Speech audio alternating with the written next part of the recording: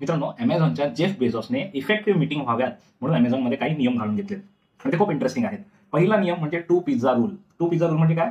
तेवढ्याच लोकांना मीटिंगमध्ये बोलवा ज्यांना 2 पिझ्झा पुरतील. म्हणजेच काय, साधारण 8 ते 10 माणसांपर्यंतच एक मीटिंगची साईज असली पाहिजे, त्याच्यापेक्षा जास्त नाही.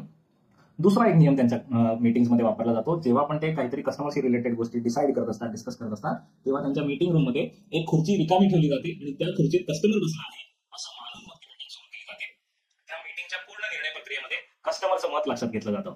आणि तिसरा एक आणखी महत्वाचा नियम त्या मीटिंगमध्ये पाळला जातो त्यांच्या, तो म्हणजे पॉवर पॉईंट स्लाइड वापरल्या जात नाही. तर ज्यांना पण मीटिंग ड्राईव्ह करायची आहे त्यांना आधी एक मेमो लिहावा लागतो, डिटेलमध्ये डिस्क्रिप्शन लिहावं लागतं मीटिंग कशा संदर्भात आहे त्याची.